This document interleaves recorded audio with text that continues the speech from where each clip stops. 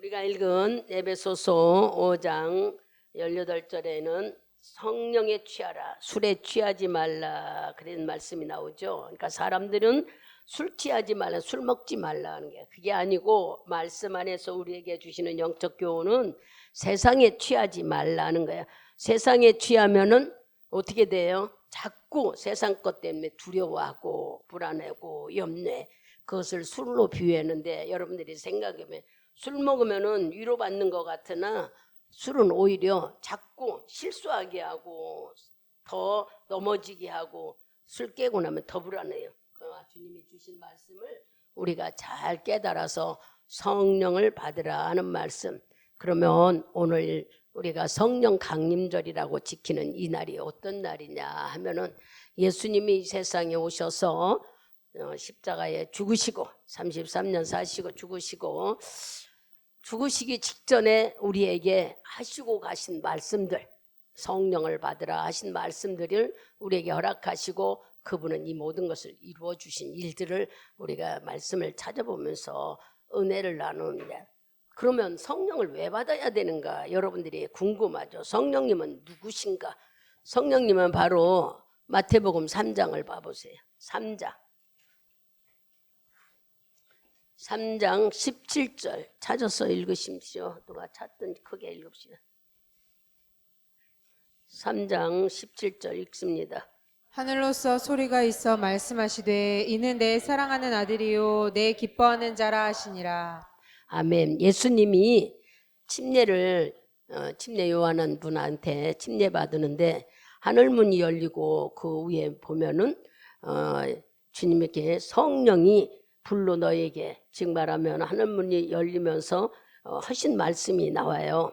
16절에 그랬죠. 예수께서 침례를 받으시고 곧 물에서 올라오실 때에 하늘이 열리고 하나님이 성령이 비둘기같이 내려 자기 위에 임하신 것을 보시더니 하늘로서 소리가 있어 말씀하시되 이는 내 사랑하는 아들이요 내 기뻐하는 자라. 이게 무슨 말씀이에요? 성령님이 주님 예수님께 임했다는 얘기예요. 그 성령님이 예수께 임하시고 나니까 어떤 일이 일어나요? 사도행전 10장.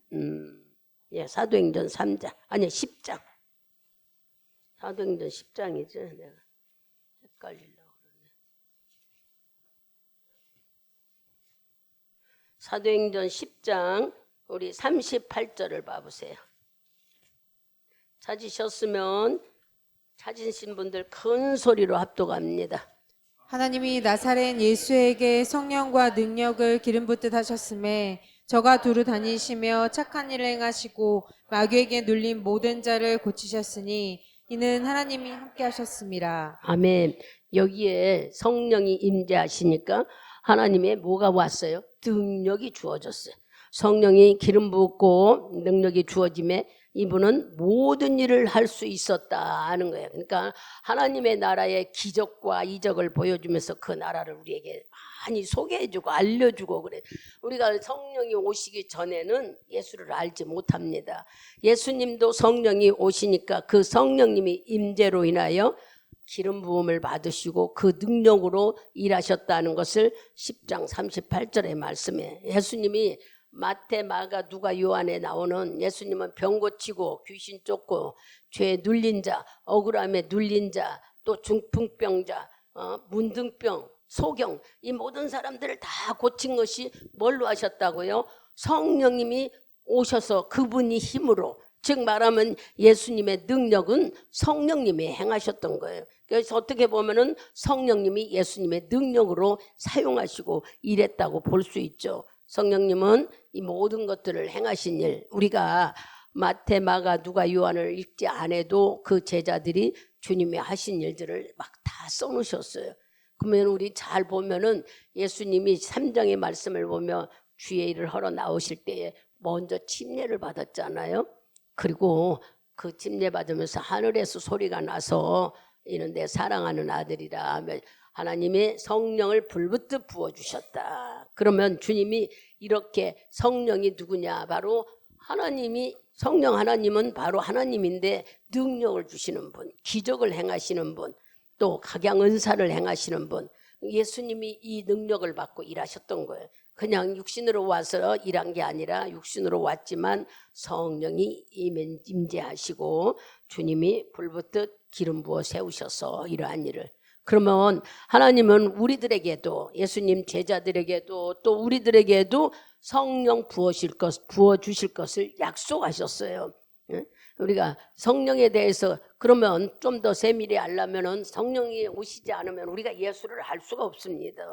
이론적으로 세상 지식으로만 알게 돼요. 왜냐? 영적으로 하나님이 주시는 말씀을 깨닫지도 못하고 알지도 못하고 망각해버리고 기억도 나지 않아. 성령이 오시면 이 말씀을 기억나게 하고 생각나게 하고 우리를 변화시키는데 성령이 오시지 않으면 아무리 교회를 다녀도 예수를 몰라요. 예수를 모르니까 믿음이 안 생기는 거예요. 그리고 예수를 모르니까는 하나님이 계시다 무슨 얘기를 해도 마음이 동요가 안 되는 거예요.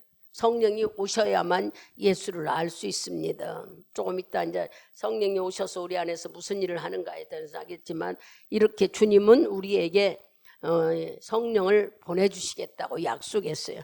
언제? 십자가에 처형하기 직전에 많은 사람들을 모아놓고 내가 가면은 성령의 보혜사를 보내주겠다. 요한복음 14장을 가보세요. 요한복음 14장.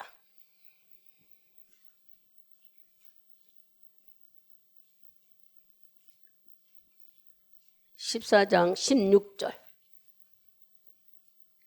큰 소리로 읽습니다. 내가 아버지께 구하겠으니 그가 또 다른 보혜사를 너희에게 주사 영원토록 너희와 함께 있게 하시리라. 아멘. 성령님은 우리에게 오시면 영원토리람 주의 나라 갈 때까지 우리가 신앙생활 하지를 못하는 것 주님은 아시고 신앙생활을 도와주러 보내시는 거예요. 여러분들이 하나님을 알 수 있는 모든 지식과 지혜와 깨달음을 주시는 분을 우리에게 보내주시는데 그분이 바로 성령 하나님이신 거예요. 15장 26절도 봐보세요. 26절 15장. 내가 아버지께로서 너에게 보낼 보혜사 곧 아버지께로서 나오시는 진리의 성령이 오실 때에 그가 나를 증거하실 것이요. 아멘. 바로 여기 말씀을 읽더라도 누가 온다고요? 진리의 영. 성령에 오시는 것은 진리의 말씀의 영. 우리가 알지 못하는 지혜의 영이 우리에게 오게 되면은 바로 뭐 한다고요? 그가 나를 증거한다. 예수를 증거하는 분. 13절을 또 읽어보세요. 그로 쭉 가서 16장 13절도 그러하나 진리의 성령이 오시면 그가 너희를 모든 진리 가운데로 인도하시리니 그가 자의로 말하지 않고 오직 듣는 것을 말하며 장래일을 너에게 알리시리라. 아멘. 성령이 우리에게 오시면 우리가 무엇을 어떻게 하는 게 아니라 그분이 주시는 말씀을 할 수 있도록 우리를 이끌어간대. 그러니까 진리의 성령이 오셔서 예수를 쓰신 것처럼 우리들에게도 예수님의 제자에게도 진리의 성령이 오셔야만이 예수님처럼 우리도 모든 것들을 깨닫고 알고 순종하고 놀라운 능력을 행할 수가 있는 거예요. 예수님은 우리가 잘 아는 창세기 2장 7절인가 보면은 그랬어요. 흙으로 만들어 놓고 우리에게 호흡을 부어줬어요. 호흡을 부어주실 때에 움직이는 생명이 됐다. 그래서 그와 마찬가지로 예수님은 또 십자가에 돌아가실 때에 우리에게 호흡을 부어주시면서 성령을 받으라. 요한복음 22장을 한번 읽어봅시다. 이 말씀을 하시고 저희를 향하사 숨을 내쉬며 가라사대 성령을 받으라. 아멘. 하나님께서 숨을 내쉬며 후 하고 거기 있는 사람들에게 성령을 부어주셨던 일들을 우리가 봅니다. 그렇기 때문에 예수님이 승천하시기 전에 이 모든 일들을 십자가에 죽기 전에 이 모든 일들을 다 우리에게 해놓으셨어요. 근데 그거를 잘 몰라서 우리가 쓸 줄 모르니까 어떻게 했어요? 주님은 우리 보고 권능이 능력이 임하면은 이런 일이 일어나니까 기다리라고 그랬어요. 사도행전 1장을 갑니다. 사도행전 1장 우리 4절 5절 다 찾으세요. 말씀을 자꾸 읽어야 여러분들이 머리에 남고 귀에 남는 거예요. 1장 4절 5절 큰 소리로 읽습니다. 사도와 같이 모이사 저희에게 분부하여 가라사대 예루살렘을 떠나지 말고 내게 들은 바 아버지의 약속하신 것을 기다리라. 요한은 물로 침례를 베풀었으나 너희는 몇 날이 못되어 성령으로 침례를 받으리라 하셨느니라. 아멘. 예수님이 부활하시고 나니까 많은 사람들이 승천할 때, 이제 하늘로 올라갈 때 너도 나도 봤어요. 예수님이 그냥 부활해서 금방 가신 게 아니라 40일 동안 세상에 살면서 많은 제자들을 만나고 살아계심을 나타내주고, 그리고 사람들이 많은 보이는 데서 하늘로 올라가셨다고 그랬어요. 우리가 사도행전이나 누가복음 1장들을 읽어보면 그런 말씀이 나요. 어디에 사도행전 여기 보면은 10절을 봐보세요. 10절에 나오죠. 같이 봅니다. 올라가실 때 제자들이 자세히 하늘을 쳐다보고 있는데 흰 옷 입은 두 사람이 저희 곁에 서서 가로되 갈릴리 사람들아 어찌하여 서서 하늘을 쳐다보느냐. 너희 가운데서 하늘로 올리신 이 예수를 하늘로 가심을 본 그대로 오시리라 하였느니라. 이렇게 예수님이 하늘로 올라가실 때에 많은 사람들이 보고 있었어요. 이렇게 보고 있어서 승천하시는 걸 보고 있었는데 그 사람들이 500명도 넘는다는 거예요. 거기서 뭐라고 말하시냐면 주님은 4절 5절 말씀처럼 떠나지 말고 모여서 권능이 임할 때까지 예루살렘에서 기도하라고 알려주셔서, 그래서 사람들은 보고 들었지만은 순종한 사람은 120명밖에 되지 않았어요. 120명만 모여서 성전에서 기도했더니 오래 기도하지도 않았어요. 열흘 만에 예수님이 승천하고 열흘 만에 성령이 임한 날, 그것이 바로 오늘이에요. 부활절이 지나고 50일 되는 날, 예수님이 부활하시고 3일 만에 부활하시고 40일 동안 계시고 우리 보고 이렇게 올라가시면서 하시는 말씀이 기도하라 했을 때에 열흘 지나니까 성령이 임한 날, 그게 바로 성령 강림절 오늘입니다.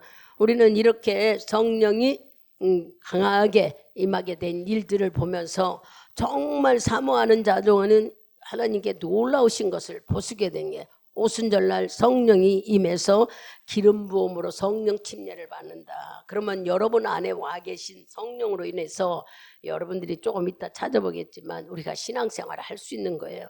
성령이 임하지 않으면은요 절대로 우리가 예수를 몰라요. 말씀도 깨닫지도 못해요. 그리고 또 순종도 되지 않습니다.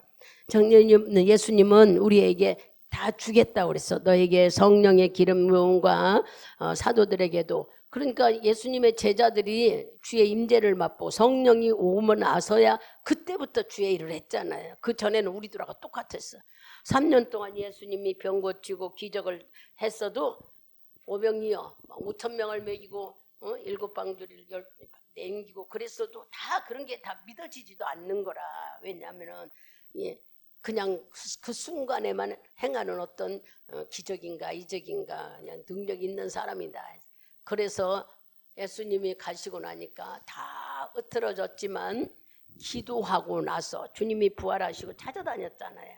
그리고 승천하시걸 보고 난 제자들이 모여서 기도함으로 성령이 임하니까 그 제자들은 어떻게 됐어요? 여러분들이 우리가 말씀을 매일 때 마태나 마가나 누아나 요한이나 정말 사도 바울이나 이런 사람들은요 죽음을 두려쓰고 하나님의 말씀을 증거하는데 기적과 이적이 일어났잖아요. 그냥 한 게 아니야.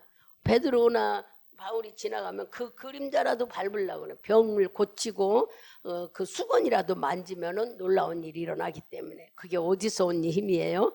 하나님이 주신 기름 부음과 성령의 충만함이에요. 성령의 충만함이. 여러분들이 보셨을 거 이런 것을 들으면서 깨달아질 것 같아. 예전에 예태희 목사님이라고 미국의 임마누엘 교회에서 심호하시는 분, 지금도 심호하셔서 1년에 2번씩 한국 옵니다. 제가 안 가서 그렇죠. 수동기도원에서 그분이 말씀을 전할 때에 그냥 손만 들고 어떤 사람이 이렇게 가지면 그 사람이 쓰러져 버리더라고요. 성령의 기름 부음에 잘 못 깨달을 때, 말씀의 진리를 모를 때는 그러면 어떻게 저 사람이 이럴까? 그리고 안 쓰러지면 내가 죄가 많아서 그런가? 막 그런 마음. 그게 아니었는데 그때는 왜 그랬을까? 말씀에 대한 깊이를 우리가 몰라서 그분이 성령이 충만하니까 예수님 제자자처럼 막 그렇게 은사들이 나타났던 거예요. 그러나 그분은 나타내도 본인이 마음이 열려지지 않으면 역사는 일어나지 않는 거예요. 우리 마음이 열려져 있을 때에 전하는 자와 듣는 자가 일치될 때 역사가 일어나는 거예요. 그분은 막 불같은 능력으로 전했지만 우리들은 그때 믿음보다 말씀이 미숙하여 덜 깨달으니까 잘 몰랐던 거죠. 이상한 눈으로 볼 수밖에 없었던 것은 성령의 기름 부음이 뭔지 몰라서. 얼마나 각양 은사들이 많았냐면 성령이 오면은 놀라운 일이 일어나더라고요. 근데 그때는 그것이 뭔 줄을 잘 모르냐. 자꾸 말씀을 듣고 깨닫다 보니. 제가 가끔 여러분한테 그런 얘기를 하죠. 막 어떤 분 앞에 서면은 막 사람이 막 웃더라고. 근데 나는 그걸 모르고 어머 저 사람 뭐 이렇게 자발 없이 웃어. 좀 조용히 웃으면 돼. 몰랐던 거예요. 나중에 내가 거기에 가서 줄 서 있는데 내 차례도 되지도 않았어. 저 아직 내 차례 올라면 멀었는데 줄 서 있는데 나한테도 웃음이 왔어요. 근데 그 웃음을 걷잡을 수가 없었어. 그 웃음이 막 30분 정도와 그렇게 내가 자기를 못 이기니까 쓰러져서 떼굴떼굴 굴르기도 하고 엎드려서 웃기도 하는데 슬퍼서 우는 게 아니라 막 웃음이 막 기쁨으로 나와. 그게 치료하는 과정이었어요. 우리 속에 있는 악한 마귀들이 떠나가는 치료의 과정. 그런데 그걸 모르는 사람들은 저도 그랬듯이 뭐 저렇게 자발 없이 웃느냐고 했다고요. 그러나 나중에 보니 성령의 기름 부음으로 인해서 그런 모든 것들은 우리 속에 있는 안 좋은 것들을 불로 태우고 치료하는 거예요. 성령이 임하면 우리 죄를 다 용서해 주셨다는 증거처럼 바로 그러한 일들이 나타나는 것을 저는 많이 봤고 여러분들도 봤어요. 손가락질만 가려도 그분이 쓰러지는 일들 그런 것들을 그때 당시에는 성령님에 대해서 우리가 지식이 미숙했기 때문에 잘 몰랐던 거죠. 이제 우리가 자꾸 듣고 하고 또 읽고 하다 보면 하나님의 영적인 지혜와 지식을 주셔서 성령에 대해서 이제 내가 와서 사용해 보니까는 이런 분이었구나. 그분이 오시면 사람이 달라져. 그분이 오시면은 우리 행동이 달라져. 여기 여러분 다 그래서 여기 와 있는 거예요. 이분이 우리를 감화감동시켜서 교회를 오는 것이지 여러분 스스로 온 게 아니야. 여러분 스스로는 올 수가 없어요. 뭐 때문에요? 육신이 가로막아서 편한 게 좋다고 하는 게 우리들이에요. 교회 가면 시간 뺏기고 구속되고 아이고 좋은 소리는 해도 힘들고 앉아있다 오는 것 자체도 귀찮고 싫었던 거지요. 왜 그럴까? 예수를 몰라서 그랬던 거예요. 그러나 성령이 내 안에 오시면은 내 안에 이분은 진리로 나를 이끌어가는 거예요. 진리로 이끈다는 것은 나를 감동감화시켜서 교회에 가게 되고 기도하게 만들고 하나님 말씀을 듣게 만드는 거예요. 그래서 여러분 안에 성령이 계시기 때문에 여기 온 거예요. 아무나 올 수 있는 곳이 아닙니다. 그냥 밖에 있는 사람 여기 가자고 해봐요. 절대 안 오지. 그리고 또 교회 다녔던 사람도 바로 성령이 오시지 않고 그냥 왔다 갔다 한 사람도 에이 가봐줘 그렇다 그래요. 성령이 오시지 않으면 모르기 때문에 이만큼 성령님은 바로 뭐 하신다고요? 우리에게 예수님의 제자들에게 기적과 능력을 준 것처럼 여러분들이 성령이 함께 하시면은 진리의 영이 오신다. 깨닫는 영, 지혜와 지식과 앞에 모든 될 일을 알게 하시는 계시 영이 우리 안에 와 있다는 얘기예요. 그래서 내 안에 성령이 와 계신 것을 우리는 그분이 있기 때문에 지금 여기 이제 그러면 이제 조금 이따 또 설명했지만은 이렇게 성령이 내 안에 계시게 되면 나도 모르게 담대한 마음이 생기고 또 나도 모르게 능력 있는 행동을 하게 되는 거예요. 예전에는 근심, 걱정, 두려움이고 쭈삣쭈삣했지만 내 안에 성령이 와 계심으로 별거 아니라고 여겨져. 예전에는 문제 때문에 내가 막 넘어지고 문제 때문에 걱정하고 물질이 없으면 금방 죽을 줄 알아요. 그러나 지금은 왜 우리가 이렇게 뭐해졌을까? 성령이 내 안에서 나를 붙잡고 일하시기 때문에 성령님은 자기를 인정하는 자에게 일해요. 이 말씀을 윤석정 목사님은 어떻게 우리에게 풀어줬느냐면 예전에 복음, 여러분들이 복음을 알고 있죠? 복음이 뭡니까? 예수가 나를 위해 십자가에 죽으시고 부활하시고 내가 하늘나라에 갈 수 있는 특권을 가진 이게 다 복음이잖아요. 예수에 대한 거. 이 복음을 누가 아느냐? 미숙한 자가 아는 게 아니래. 복음은 바로 장성한 자의 것이라는 거예요. 장성한 자는 말씀을 듣고 깨달아 앉는 자. 아이들이 아무리 얘기해도 몰라요. 믿음이 장성하지 못해서 모르는 거예요. 그러니까 아이들은 지 셈이 그냥 자기 것이 즐거웠잖아요.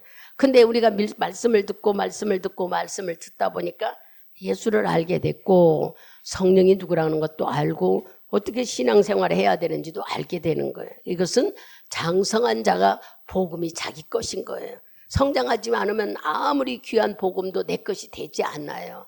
그잖아요. 어린 아이들한테 돈 10만 원 수표를 줘봐봐. 애들은 쓸 줄 몰라. 지금 애들은 똑똑해서 쓸는지 모르지만 쓸 줄을 몰라. 그러나 우리는 성장했기 때문에 10만 원 갖고 가면은 물건 10만 원어치 산다는 거 너무 잘 알아. 이와 마찬가지로 복음을 알려줬는데 복음을 쓸 줄 모르는 자는 여전히 다 버리고 잊어버려요. 그러나 복음을 아는 자들은 그 복음으로, 복음이 누굽니까? 예수 그리스도로 인하여 성령이 내 안에 있다는 걸로 가지고 찾고 감사하고 말씀을 자꾸 지혜와 성령의 충만함을 우리가 변화되는 삶을 살게 되는 거라고 그래요. 그거 맞습니다. 잘 보면은 말씀이 이해가 되잖아요. 어릴 때는 몰라요.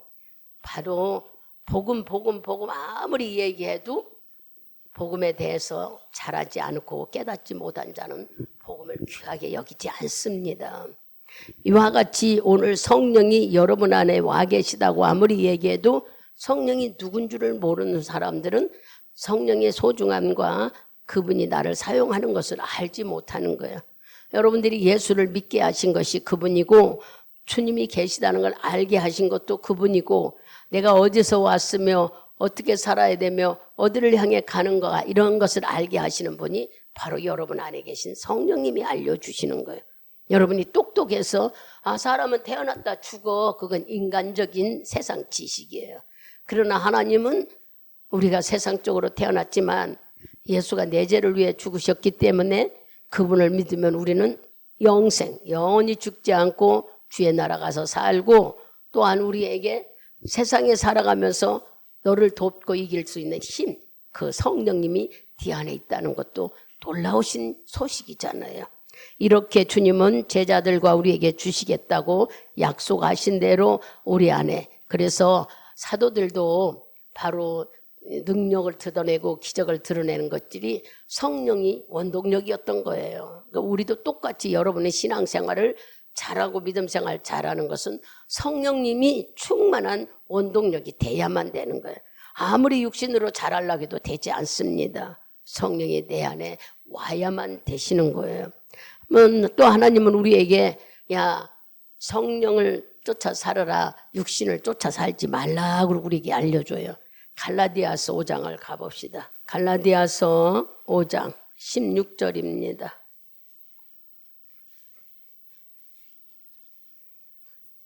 크게 읽습니다. 내가 이르노니 너희는 성령을 쫓아 행하라. 그리하면 육신의 욕심을 이루지 아니하리라. 아멘. 성령을 쫓아 사는 삶을 주님은 살기를 원해요. 우리가 로마서 8장에 가보면은 육신의 생각은 사망이다. 결국 육신의 생각은 하나님과 원수가 된다. 로마서 8장 가보세요. 매일 읽어도 우리는 기억나지 않을 때가 많죠. 한번 읽고 가자고요. 로마서 8장 6절에서 8절까지 같이 봅니다. 육신의 생각은 사망이요 영의 생각은 생명과 평안이라. 육신의 생각은 하나님의 원수가 되나니 이는 하나님의 법에 굴복지 아니할 뿐 아니라 알 수도 없음이라. 육신에 있는 사람들은 하나님을 기쁘시게 할 수 없느니라. 아멘. 여러분 생각이 뭔 줄 알아요? 생각 즉 다른 말로 말하면은 사고라고도 볼 수 있죠. 우리들의 생각, 우리들의 사고방식, 사고라고. 이건요, 그 사람의 가치관이에요. 그 사람이 한마디로 말하면 가치관과 세계관, 그 사람이 무엇을 생각하고 무엇을 가지고 있는 것을 알 수 있는, 이 생각이 이만큼 중요하다는 걸. 육신의 생각은 맨날 세상 것만 생각하니까 하나님 뭐라고 그랬어요? 하나님과 원수 된다고 그랬어요. 근심, 걱정, 두려움, 염려, 명예, 권력, 잘 사는 거 이런 것들은 하나님과 원수된다. 아, 목사님 세상에 살면서 물질도 있어야 되고 명예도 있어야 권력 잊지 말라는 게 아니에요. 하나님은 우선순위가 누구냐 하는 거예요. 네 영이 하나님께 붙어있는 삶은 이 모든 것을 다 주신다는 건데 하나님은 어디가 있는지 모르고 자꾸 육신으로만 나가면은 결국에 너는 하나님과 나와 원수돼서 죽는다는 거예요. 하나님의 생각을 갖는 자, 내가 하나님으로 성령을 받아 하나님 자녀가 되면 하나님의 생각을 하는 자는 뭘까요? 하늘나라에 내 나라가 있다면 어떻게 하면은 내가 하나님께 기쁨이 되고 어떻게 하면 주님의 구원해 주시니 감사함으로 살까 하는 생각이죠. 그런 생각은 바로 영의 생각이라 네가 산다고 그랬어. 그러나 육신의 생각은 결국 뭐 한다고요? 죽음이라는 거예요. 요일서 2장을 가보세요. 요일서 2장. 요한일서 2장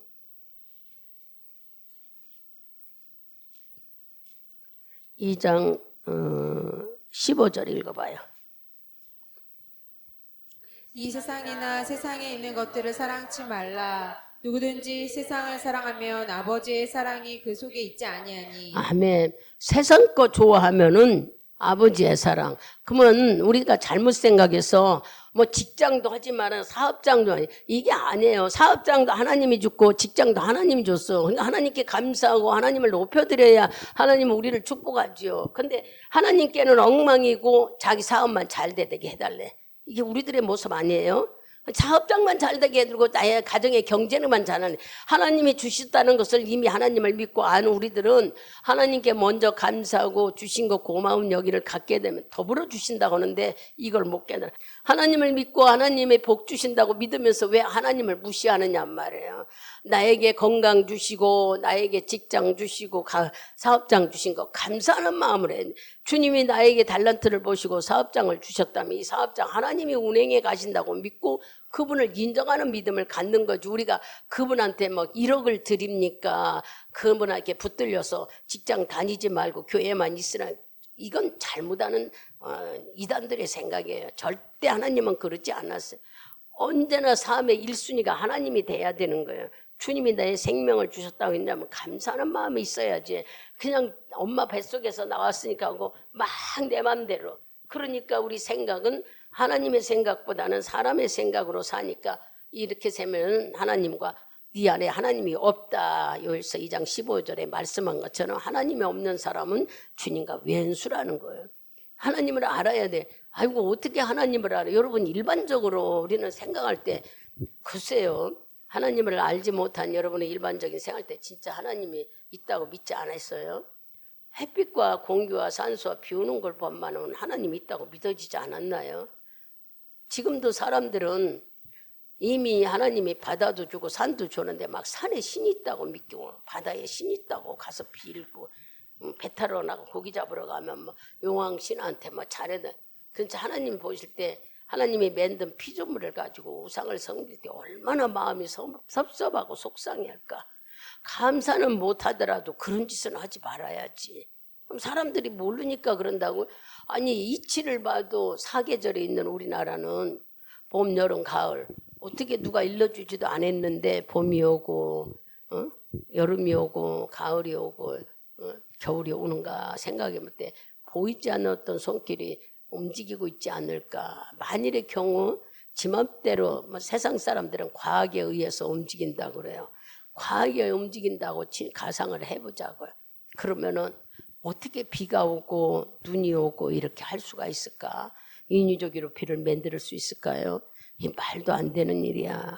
한만 미련해도 우리는 사철에 움직이는 이걸 봐도 어딘지 모르게 누가 이거 조물주가 움직이고 있구나 하는 것을 알 텐데 더구나 우리는 하나님 믿는 우리들은 확실하게 믿죠. 주님이 이 세상을 움직이고 계시다는 거.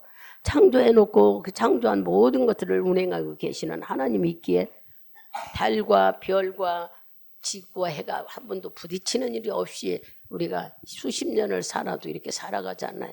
이것만 생각해도 우리는 하나님이 있다고 인정할 텐데 우리 머리가 얼마나 미련한지 이렇게 하나님이 있다고를 모르고 산 사람들.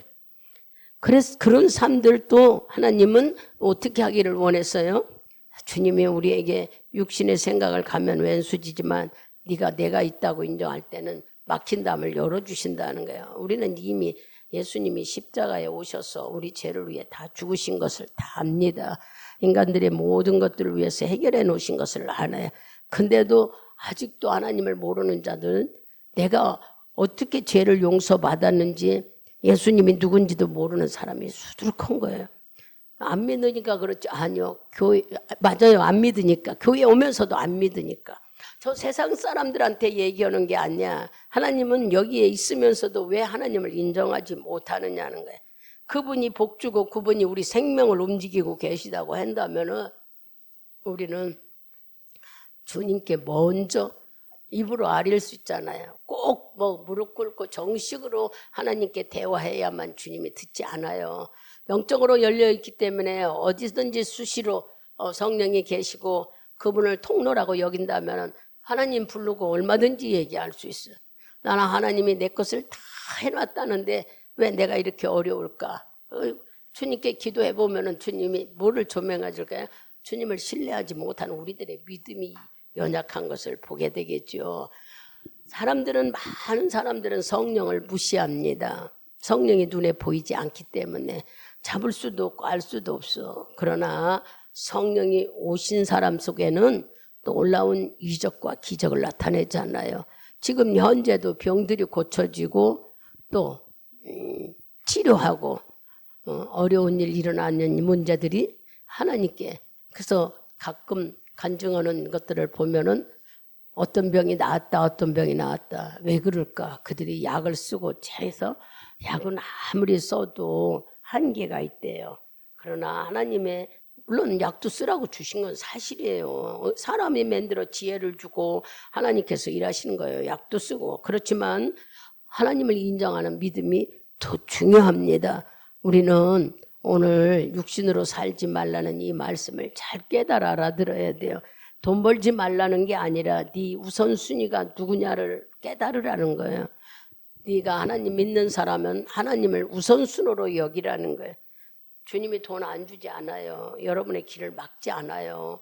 인정하면 인정할 만큼 길은 열려지고 더 풍부하다고 그랬는데 수없이 들어도 우리는 막 내가 열심히 믿음을 가져야 하나님이 복 주는 줄 알아. 아니요, 내 안에 성령이 와 계시잖아요. 이분은 뭐 하려고 여기 와 계실까?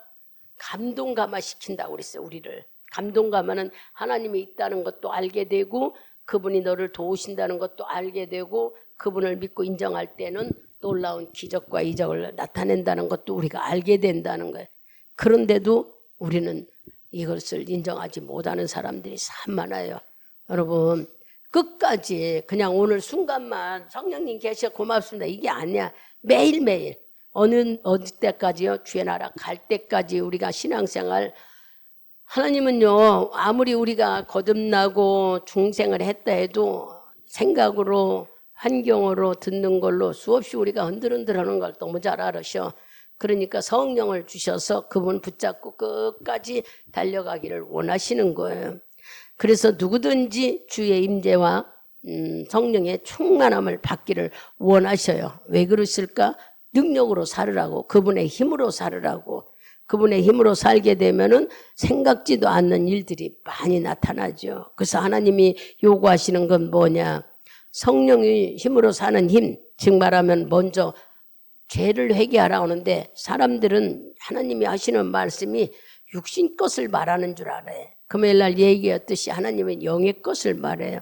네가 하나님의 자녀라면은 네가 죄를 용서받으셨다는 것을 네가 안다면 뭐를 하라 그래요? 우리는 하나님을 몰라서 그래요. 하나님 죄라는 것은 성경의 죄를 가르쳐 주는 것은 하나님을 모르는 것이 죄라고 그랬어요.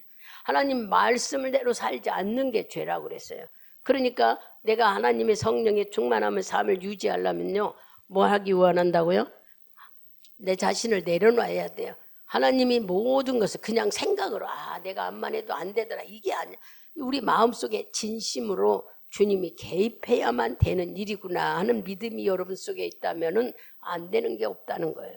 그럼 많은 사람들은 이런 생각을 깊숙이 하지 않고 그냥 건성으로 내가 못하니까 하나님이 알아서 하겠지. 알아서 하겠지만 그 다음에 알아서 하는 행동은 어떻게 해야 될까? 하나님께서 우리에게 가르쳐 주시는 있어요.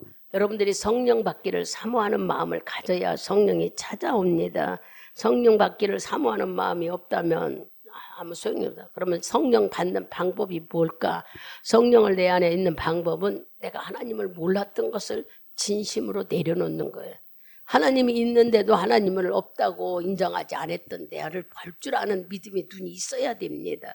나는 절대 그런 죄를 짓지 않았다고. 그럼 왜 하나님을 인정하지 못하고 살았을까? 그러니까 하나님이 있다는 걸 우리가 인정하지 못했기 때문에 하나님이 계시다는 것을 여러분들이 인정할 때 성령이 내 안에 들어오시는 거예요. 뭐 어떻게 막 요란스럽게 들어오는 게 아니라 내가 주님을 몰랐습니다. 잘못했습니다. 주님을 계신 걸 믿고 주의 말씀을 따르겠습니다. 할 때 성령은 내 안에 들어오시는 거예요.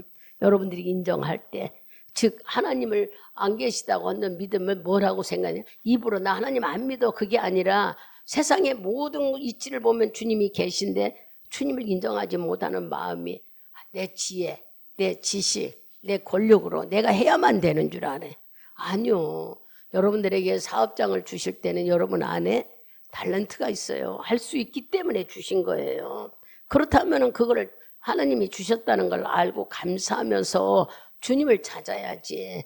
그냥 머리로 내 힘으로 내 지식으로 절대 하나님이 열려지지 않으면 안 됩니다. 성경에 보면은 오늘 만나는 사람도 부딪히는 일도 다 하나님이 운행하고 계시대. 근데 우린 그걸 알아야지. 내가 오늘 아이고 늦게 나와서 차를 놓쳤어. 아니래요. 그 차를 탔으면 무슨 일이 일어날까 봐 하나님이 그렇게 막으셨대요. 근데 우리 그걸 믿느냔 말이에요. 그죠? 막 빨리 안 오고 막 아니요. 멈춰가게 하신 것은 어떤 사고라도 막게 하시려고 무슨 일이 일어나는 것을 하나님은 좋게 해결하려고. 근데 우린 거기 못 생각해. 막 성질나 막 이게 안 되면 제 맘대로 안 되면은 안 됐다고 성질내고 내 옆에 있는 사람에게 짜증내고. 아니라고요. 그것을 우리는 먼저 주님이 있다는 걸 인정하는 믿음이 있어야 된다고. 그게 바로 성령 받는 방법이래요. 하나님이 있다고 인정하는 거. 하나님이 있다고 아이고 아버지 목사님 나서 하나님이 있다고 인정해. 이런 말로만이 아니라 우리 마음. 근데 우리가 말로 하는 것과 마음이 틀린 이유는 뭐냐 하면 하나님이 있다고 하면은 무슨 일이 있어도 아버지 어떡하죠? 그게 먼저 나와져요. 그러나 우리가 하나님이 있다고 하면서도 마음이 없는 사람은 막 세상 방법으로 해결하려고 그러고 막 마음이 급하고 막 어떻게 하면 좋냐고 이래줘요. 여러분들이 이제는 신앙생활에서 다 알 거 아니에요? 깨달아지잖아요. 하나님의 방법으로 하나님의 섭리로 믿음을 가지고 그분을 인정한다면은 이제는 정말 내가 주님을 몰랐다고 주님을 알게 해준 게 감사하다고 할 때에 믿음으로 고백하는 그 기도 속에 성령이 내 안에 쏙 들어오는 거예요. 여러분 큰 걸로 성령이 일하시는 게 아니야. 찾아보자고요. 2장 38절 한 절 봅니다.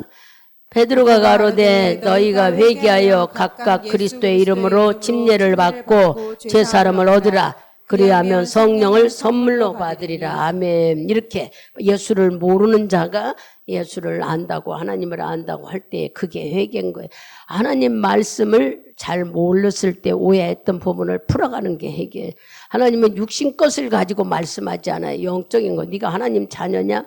하나님 자녀는 어떻게 살아야 되냐고 알려주는데 우리는 자꾸 육신으로 뭐를 잘못했다고 그것만 가지고 생각해. 내가 뭔 도둑질을 했어. 내가 살인을 했어. 맨날 나를 회개하라. 아니요. 윤리적으로 보려고 하지 말고 영적인 믿음으로 우리가 바라볼 때에 하나님이 요구하시는 것이 뭔지를 알 수 있게 됩니다. 그리고 주님은 한 번 오시면 영원히 너와 함께 한다고 그랬어요. 고린도 후서 가보세요. 고린도 후서. 이 말씀이 더 정확하지요. 고린도 후서 1장 22절 봅니다. 크게 읽습니다. 저가 또한 우리에게 인치시고 보증으로 성령을 우리 마음에 주셨느니라. 아멘. 신경수 씨 이거 읽었어? 이거 읽지 않으면 안 돼요. 왜냐? 성령이 우리 속에 온 것은 여러분 성령이 오신 건 물론 감화감동이 아니라 너는 내 것이다고 도장 찍어서 하나님의 자녀, 즉 다시 말하면 네 죄 다 용서해줬다. 용서했으니 너는 하나님의 자녀다. 이거 증거예요. 죄 있는 곳엔 주님과 함께 있을 수가 없어요. 주님은 용서했다는 증거로 성령을 우리 속에 주신 거예요. 아시겠어요? 그 용서가 뭐예요? 내가 하나님이 있다고 믿습니다 한 거예요. 그러면 하나님이 있다고 믿는다면 말씀대로 우리가 살아가는 거죠. 모를 때는 성령님 깨닫게 해주세요 하면서 말씀대로 살으려고 여러분들이 애쓰고 힘쓸 때에 하나님은 기적과 이적을 보여주고 능력도 부어주십니다. 이게 성령 받는 법을 가르쳐줬어요. 딴 게 아니고 하나님을 몰랐던 걸 진심으로 내려놓고 주님을 믿겠다고 할 때 성령이 우리 안에 쏙 오신다고. 한 번 오시면 너는 내 것이다 하고 진짜 안 떠나는 분이 성령님이에요.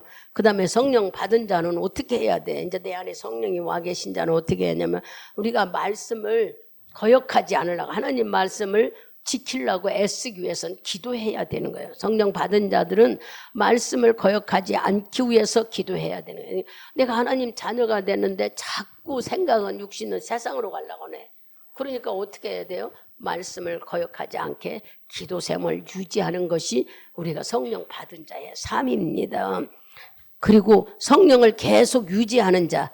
그럼 성령이 이제 오셔서 기도하는 삶을 살면서 내 육신으로 살지 않고 그분에 따로 살겠다고 우리가 거역하지 않겠다 기도한다 그랬죠. 그러면 성령을 유지하려면 계속 유지하려면 어떻게 해야 돼요? 여러분이 잘 아는 예배 삶, 말씀의 삶, 기도 삶, 찬양의 삶을 열심히 드리는 삶이 우리가 바로 성령을 유지하는 삶이에요. 해보세요. 찬송 잘 안 부르면 찬송 입에서 안 나와요. 기도 잘 안 하면 기도 잘 안 됩니다. 여러분이 아무리 방언을 가졌어도 기도 잘 안 하면 방언이 자꾸 자기도 모르게 시들어지고 잘 안 되는 분들이 많죠. 또 말씀을 듣고 들어야 은혜가 되는데 안 듣다 한 번씩 들으려고 하면 말씀 듣기가 싫어. 그냥 앉아 있기도 싫어.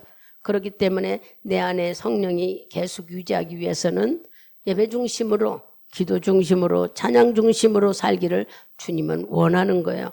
항상 말씀 듣고 들은 말씀 붙잡고 충성하고 감사하고 기도하는 삶을 살면은요 자연히 성령은 계속 유지할 수가 있는 거예요. 성령의 본질이 뭘까? 성령님의 본질은 한마디로 말하면은요 그분은 우리에게 들은 것을 기억나게 하시고 생각나게 하시고 우리들이 한마디로 말하면은 지혜와 지식으로 살게 인도하시는 거예요. 성령님이 내 안에 계시면 본질은 우리가 말씀을 들은 거 기억나게 하고 생각나게 하고 우리 정신 차리게 하지요. 한마디로 말하면 세상에 취해 살지 않고 하나님 안에 살게끔 만들어 주시는 것이 성령님의 본질인 거예요. 우리를 자꾸 감화감동시키면서 성령 안에 살게끔 인도해 주시는 분이 바로 우리 성령님의 본질이라고요. 그러니까 여러분들이 성령이 내 안에 들어와서 뭐 할까 하면 생각나고 하고 기억나게 하고 세상에 빠지지 않고 한마디로 말하면 정신 차려 믿음 안에 살게 하시는 분이 성령님이 내 안에 본질적으로 일하고 계시는 거예요. 성령의 역사는 뭐냐? 성령의 역사는 9가지 은사를 우리에게 주셨잖아요.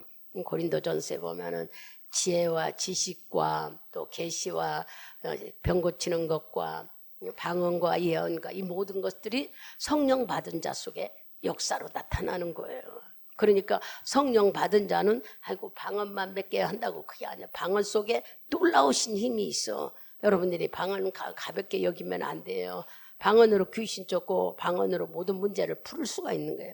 왜냐 우리 육신적으로 기도하면은 상달되는 건지 육신의 욕망인지 모르나 하나님이 일러준 방언으로 기도하면 놀라운 일들이 일어나 귀신이 떠나가고 질병이 고쳐지고 바로 하나님의 놀라운 임재로 인하여 기적과 이적을 맛보는 은사들이 주어지는 것이 바로 성령의 역사인 겁니다.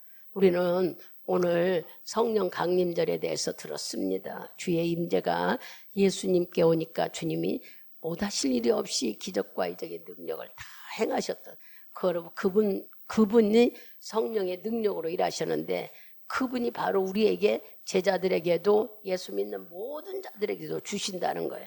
어떤 자에게? 사모하는 자에게 또 어떻게 하면은 그분의 뜻에 살까 하는 마음. 사모하는 자가 하나님을 몰랐다고 회개할 때 너는 내 것이다 하고 성령이 내 안에 들어오신다는 거예요. 그래서 성령님이 들어오시면은 그 다음부터는 우리는 자꾸 말씀에 거역된 세상으로 쫓아가려고는 나를 붙들기 위해서라도 기도하는 삶을 살으라는 거예요. 그리고 성령을 계속 유지할 수 있는 것은 찬양 중심, 예배 중심, 기도 중심, 말씀 중으로 살아야 우리가 성령이 유지하고 함께하는 거지. 오늘 했다가 한 달 있다가 일주일 있다가 하면 여러분 다 잊어버려요. 메말라져 마음이. 일러 주신 말씀을 들어보세요. 본질은 그분은 성령이 내 안에 계신 것은 생각나게 하는데 말씀이 생각나게 하고 또 뭐 한다고 그랬어요? 들은 대로 자꾸 생각나고 나를 세상 말로 말하면 정신 차리게 하는 거예요. 허물허물 세상에 빠져서 이것도 아니고 저게 아니라 하나님이 누구냐 하는 걸 알려주면서 나를 바로 붙잡아 주시는 일을 하시는 분. 성령의 역사는 여러분들이 예수 이름으로 귀신도 쫓고 병도 고치고 문제도 해결할 수 있는 각양 9가지 은사들을 역사하는 힘이 있다는 거예요.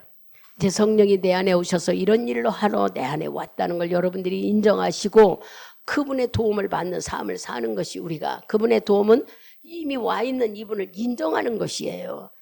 내한테 와 있는데도 아직도 몰라서 맨날 우리는 육신적으로 살라고 하면 이분은 일 안 해. 여러분들이 인정하는 삶을 살 때에 인정해. 보세요. 성령을 받으면요. 뭐가 틀려져요? 한마디로 말하면은 삶의 주인이 바뀌어져요. 성령을 받으면 삶의 주인. 예전에는 돈이 주인이었는데 삶의 주인이 하나님이 돼버리는 거예요. 그리고 삶의 방향이 바뀌어집니다. 세상을 향해 갔던 우리가 하나님을 향한 마음, 하늘나라를 향한 마음에 관심을 갖게 돼요. 성령을 받게 되면 또 그게 아니라 힘이 어디서 나왔는지 나도 모르게 강한 힘이 만들어서 웬만한 걸 다 이길 수 있는 힘이 만들어지는 거예요. 성령이 내 안에 오시면. 이렇게 좋은 거, 또 그것뿐만 아니에요. 성령이 내 안에 오시면은 능력도 행할 수 있는 놀라운 힘이 나에게 주어지는 거예요. 우리는 어떤 막 대단해서가 아니라 네 안에 예수가 있다는 걸 인정하면은 기도할 때에 병도 고칠 수 있고 귀신도 떠내볼 수 있는 능력을 하나님이 우리에게 다. 그래서 성령 받은 자만이 신앙생활을 잘할 수 있는 겁니다. 성령 받지 못하면은 신앙생활이 자꾸 흐물흐물해져요. 그리고 목회자들도 성령 충만한 자가 목회 일을 하는 거예요. 여러분 신앙생활 하다가 힘들고 지치죠? 아니요. 성령이 오면 지치는 일이 없습니다. 이 일은 당연하다고 믿어지는 거예요. 왜 여러분들은 기도생활 하다가 그냥 어느 날은 기도로 가고 어느 날은 안 하고 왜 그럴까? 지칭 왜 그럴까? 성령이 계신데. 성령은 지치지 않게 해요. 성령은 여전히 똑같아요. 오늘도 내일도 내 안에서 똑같이 나를 잘되게 이끌어 가시는 분이에요. 오늘 이분이 오신 날을 여러분들이 감사해야 돼요. 내 안에 계신 성령님이 있다고 인정한다면 이분을 지금부터라도 여러분들이 인정하고 그분의 도움을 받는 자가 되세요. 우리 힘으로는 세상을 이길 힘이 없습니다. 악한 마귀는 우리 머리 꼭대기에서 놀아요. 아무리 우리가 잘하고 잘하려 해도 여러분 늘 생각나는, 여러분들도 얼른 그걸 생각해요. 여기 냄새나는 걸 없애버리면 마귀가 안 와요. 근데 냄새나는 거 있으면 횡 갔다 또 오고 또 갔다가 또 와요. 마귀가 똑같습니다. 우리 속에 생각이 안 좋은 것을 가지고 있으면 마귀는 늘 우리를 유혹합니다. 그러니까 이걸 치워버린다는 것은 내가 그걸 버리고 성령으로 인정하고 가는 사람이 되면은 마귀가 우리를 건드릴 이유가 없다는 얘기예요.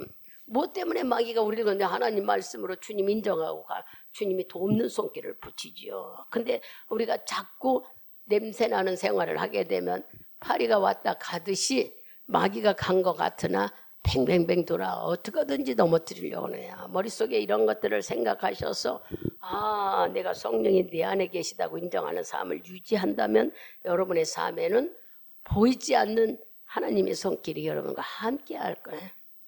정말 뭐 산 간증을 하면 한두 끝도 없어요. 어렵고 힘든 삶을 지금 이어가고 있죠. 근데 여러분이나 저나. 그래서 저는 맨날 그래요. 하나님, 교회 주인은 주님입니다. 주님이 다 운행해 가시고 이끌어 가셔야 되는데 맨날 어렵다는 생각. 하나님, 새로운 성도들을 붙여주십시오. 여기 여러분들이 몇천 명이라는 거예요. 하나님은. 여러분 속에 빌리그람 같은 목사가 태어날는지 누가 아느냐. 하나님은. 대단한 분들이 이 안에 수두룩한데 왜 사람이 없다고 생각하느냐. 그래서 빈자리가 많아서 빈자리 많은 거 우리들의 모습에서 또 사람이 오네. 그리고 경제력도 하나님 어떻게 하면 좋아요? 성도들이 다 경제가 어려워 이렇고 이렇습니다. 그랬더니 우리가 다른 교회 도와줘야 되는데 선교헌금이 들어와야 우리 교회 돕는 손길이 들어오더라고. 어디서요? 대한민국 기독교 연합회에 등록해서 거기에 예전에 선교헌금을 드렸던 일이 10만 원씩 드렸던 일이 있는데 오히려 지금은 내가 받고 있게 만들어줬어요. 하나님 놀랍게 일하시더란 얘기. 어려울 때, 힘들고 어려울 때 우리는 주님을 알며 주의 방법으로 우리가 어떻게 하면 좋냐고 하나님과 상의하면은 생각지도 않아요. 집세 어느 날은 힘들어 어떡하나 했는데 집세라 그러고 180만 원 입금 들어와서 아무리 누가 붙였는가 찾아봐도 알 수. 그래서 하나님 천사가 붙여줬나 보다. 그래서 이렇게 주님은 이끌어 가셔. 여러분 나한테만 그럴까? 여러분들도 주님을 인정하시라니. 그렇다고 해서 내가 막 대단하게 거룩한 행동 나 그렇게 못해요. 여러분들이 다 알잖아요. 연약해 아프기도 하고 넘어지기도 하고 근심도. 그래도 중심은 예수가 내 안에 성령으로 와 있다는 걸 인정하면은 삶이 움직여가는 거야. 생각지도 않은 일들이 하나님이 이끌어가. 이 놀라운 일들을 뭐라고 간증할까? 한두 가지가 아니에요. 얘기하려면 내가 교만할까 봐 말을 못하는 거지. 여러분 딴 거 없어요. 그분이 있다고 인정하고 그분이 기뻐하시는 일에 유전히 똑같은 행동으로 순종해 가면 되는 거예요. 오늘은 내가 바쁘고 오늘은 내가 일이 바쁘다. 저는 그런 생각을 해보지는 않았어요. 그래서 가끔 저도 그런 생각, 내가 목사니까 할 수 없어서 일. 절대 그랬다면은 뒤때는 교만했겠죠. 그러나 하나님은 나 같은 것을 세웠다는 생각에 감사하고 내 죄를 용서해주고 예수를 내 안에 넣어줬다는 생각이 고마워서 주님을 배신하고 싶은 마음이 없는 마음으로 살고 싶다고 늘 그러는 거예요. 그러다 보니까 내가 이거 어렵다면 이거 힘들다면 이거 생각지도 않은 놀라운 일들이 자꾸 주위에서 일어나서 살아가게 만드는 거예요. 여러분 거짓말을 영합해서 할 수 있겠습니까? 하나님 말씀을 전하는데 그렇지 않아요. 그러니 여러분 오늘 성령님이 내 안에 와 계시다고 이 날을 기뻐하고 감사하며 하나님이 원하시는 말씀 안에서 살게 해달라고 자꾸 그분을 찾아보세요. 그러면은 여러분의 삶을 그분이 이끌어가지고 인정하세요. 내 안에 와 계신 분이 계시다고 인정하면은 어려움을 그렇게 겪지 않아요. 어떤 방법이든지 하나님은 주의 자녀를 지키고 보호해서 살아갈 수 있도록 이끌어 가십니다. 기도합니다.